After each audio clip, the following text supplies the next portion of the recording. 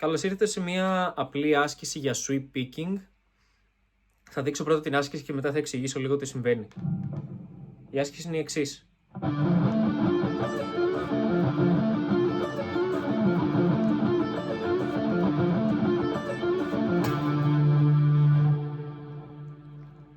Είναι ένα πάρα πολύ απλό σχήμα μη μινόρε. Οι περισσότεροι από εσάς θα ξέρετε αυτή τη συγχορδία ήδη, το οποίο το παίζουμε ανελυμμένο, νότα-νότα.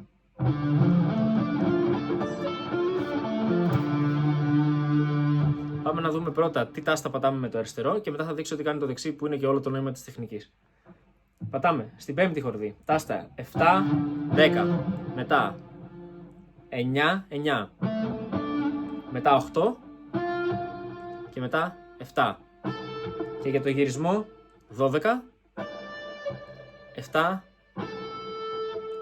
8, 9, 9, 10, 7. Γυρνάμε ακριβώς με τα ίδια τάστα με τα οποία ανεβήκαμε.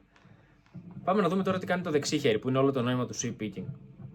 Στις δύο πρώτες νότες που θα παίξουμε, δεν κάνουμε sweep, κάνουμε alternate picking. Κάτω η πένα και μετά πάνω. Δηλαδή.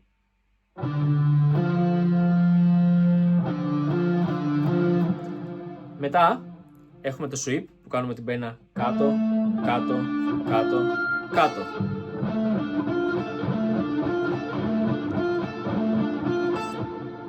Μετά στην τελευταία χορδή πάνω θα κάνουμε upstroke.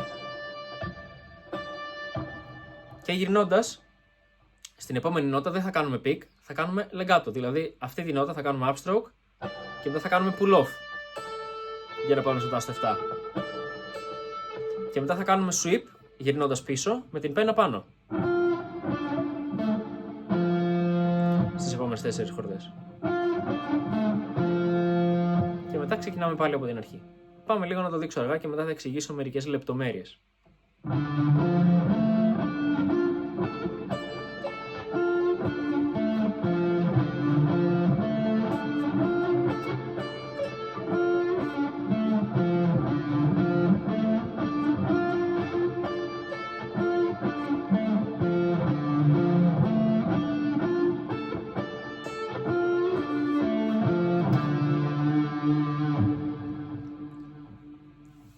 Οι πιο δύσκολες νότες για μένα σε αυτή την άσκηση είναι αυτές οι δύο νότες στο τάστο 9 που παίζονται με το ίδιο δάχτυλο.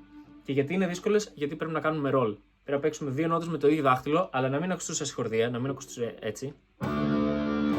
Πρέπει να ακουστούν ξεχωριστά. Ακούστε πώς θα ακούγονταν μαζί. Που παίζουμε τη δεύτερη και ακούγεται ήδη η πρώτη. Δεν θέλουμε αυτό, θέλουμε η πρώτη να είναι μιουταρισμένη όταν παίζουμε τη δεύτερη. Και αυτό γίνεται με roll. Τη βλέπετε την τεχνική, είναι πολύ μικρή η κίνηση. Πολύ μικρή κίνηση. Σε υπερβολική έκδοση αυτής της τεχνικής του roll θα ήταν κάτι τέτοιο.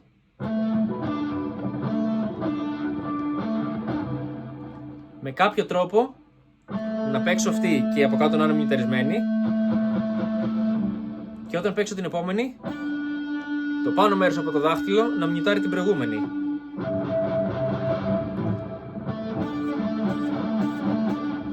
Και το ανάποδο από αυτή τη τεχνική όταν γυρνάμε.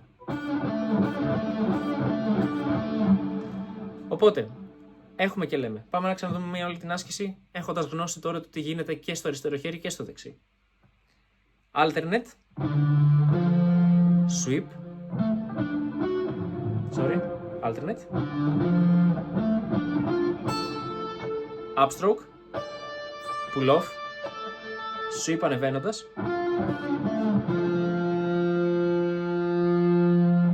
Και μετά από την αρχή.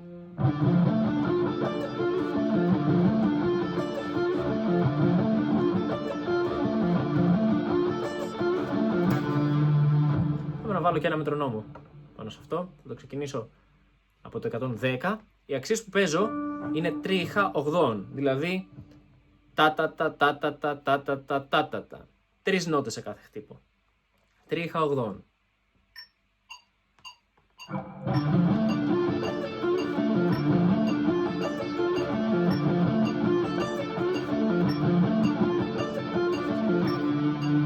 Πάμε να το ανεβάσω λίγο ήμουν στο 110, θα το πάω στο 160. Το ανεβάζω πάρα πολύ τώρα σε κάθε επανάληψη, άμα το μελετούσατε έτσι θα το ανεβάζετε λιγότερο εσείς.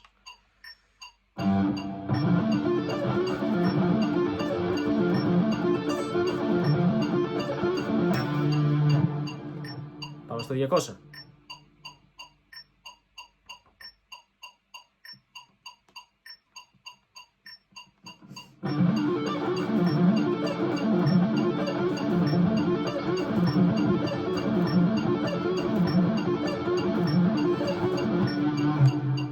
Και πάμε λίγο και να σκοτωθούμε. Πάμε ποιο είναι το maximum αυτού του μετρονόμου. Νομίζω είναι 260. Πάμε να το δοκιμάσω.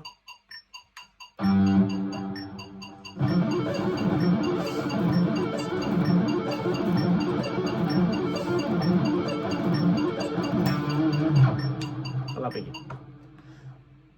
Λοιπόν, πάω να εξηγήσω λίγο και τι γίνεται θεωρητικά τώρα για να ξέρουμε και λίγο τι παίζουμε. Θεωρητικά έχουμε ένα μη μινόρε, είπαμε. Τι σημαίνει μη μινόρε? Σημαίνει 1, ύφεση 3, μικρή τρίτη, 5, καθαρή πέμπτη. Και πάμε λίγο να δούμε τώρα τι position είναι αυτό που παίζουμε. Ξεκινάμε από μη. Άρα έχουμε ένα root position, μιας και η πιο μπάσα μας νότα είναι η μη, που είναι και η τονική της συγχορδίας μας. Και έχουμε μη, μετά έχουμε το ύφεση 3, που είναι το sol, και μετά έχουμε το 5. Άρα είναι μια ευθεία κατάσταση από αυτό το αρπέτζιο. Και άμα δείτε, αυτό το triad, το 1, ύφεση 3, 5, σε νότες αυτό θα είναι μη, sol, si, επαναλαμβάνεται κάθε φορά μέχρι να φτάσουμε στο ψηλό το μη. Μη, sol, si, 1, ύφεση 3, 5, μετά έχουμε πάλι μη, 1, sol, ύφεση 3, si, 5. Και μετά ξεκινάμε πάλι από το 1 και γυρνάμε ανάποδα. Μη, 1 δηλαδή, ψηλό, μετά 5, ύφεση 3, 1, 5, ύφεση 3, 1.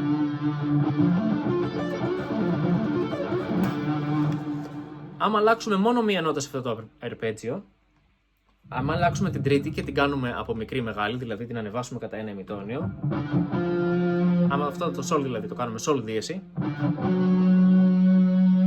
που σημαίνει ότι αλλάζει αυτή η νότα και αυτή η νότα από sol θα πάει sol δίεση, αλλά έχουμε αυτές τις δύο νότες που αλλάζουν, θα γίνει ένα μη ματζόρε, μη μίζωνα συγχορδία. Οπότε θα αλλάξει ως εξής.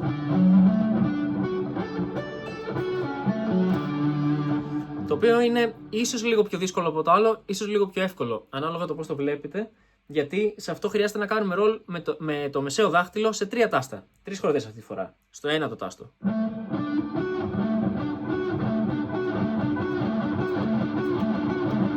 Και ανάποδα. Πάμε λίγο να το δούμε αργά.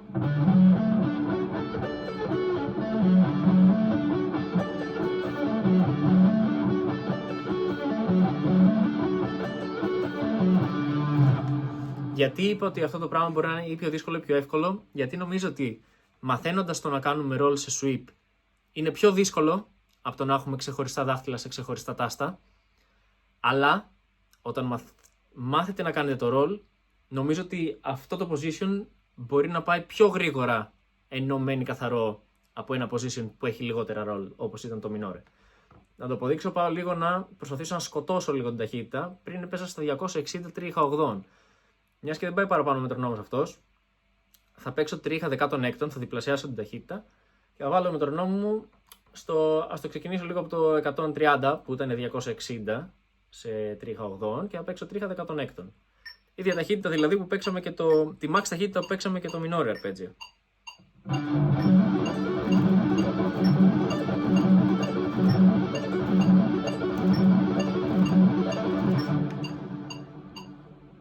Και πάμε λίγο τώρα αυτό να το ανεβάσω άλλα 40 bpm και να το πάω στο 170. Το οποίο σε τρίχα 80 θα ήταν 340. Για να δούμε.